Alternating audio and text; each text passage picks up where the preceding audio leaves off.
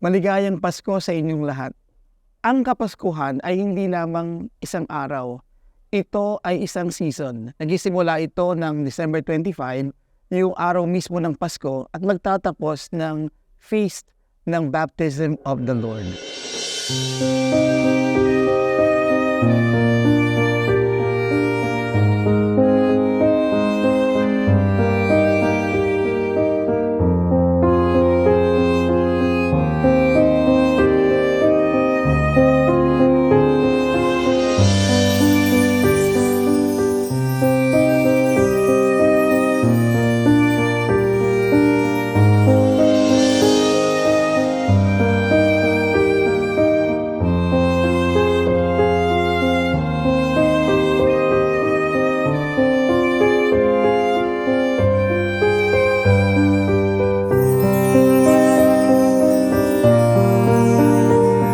Ipinapaalala sa atin ang joy.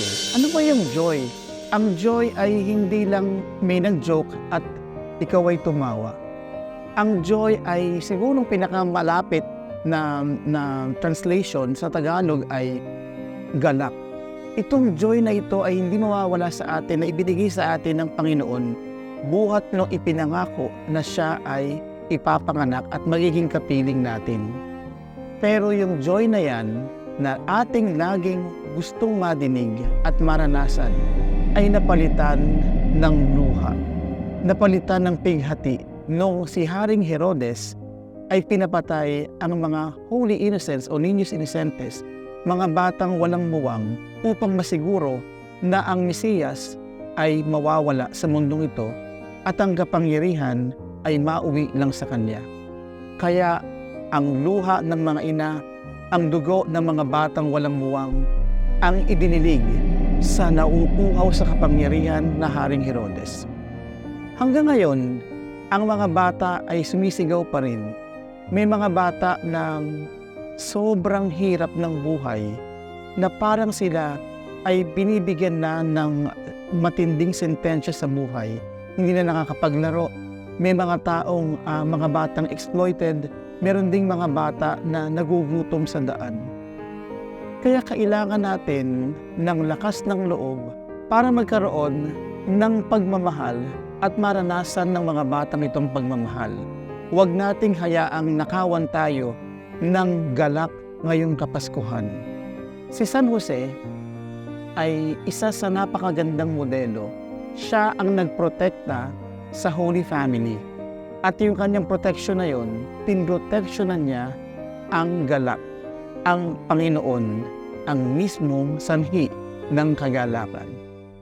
Kapag nakikita niyo yung mga picture ng ating Panginoon, marami yung picture ni Mama Mary at ni Jesus. Meron ding ilan na picture si Joseph at saka si Jesus. Pero karamihan, Mama Mary at Jesus. Niisip ko, bakit kaya maraming picture si Mama Mary at Jesus? Alam niyo yung dahilan? Siguro lang, ang photographer si Joseph. Si Joseph ay wala man sa picture pero gumagawa. Hindi man nagsasalita, siya ay sumusunod sa kagustuhan ng Ama. At ang kagustuhan ng Ama ay kanyang proteksyonan ang pamilya niya. Ang kanyang pamilya hanggang sa huli, ipinadama niya ang pagmamahal. Kaya nga, marami mang makabagong Herodes sa ating panahon, marami pa rin namang mga Saint Joseph na patuloy na dinidinig ang kagustuhan ng Diyos. Ngayon po ay kapistahan ng Holy Innocents. Ipagdasal natin ang mga bata sa ating lipunan na ating nakikita, pero sana hayaan natin na ang ating sarili tulad ni San Jose ay dalhin ang mga bata palapit sa Diyos. Maligayang Pasko po sa inyong lahat.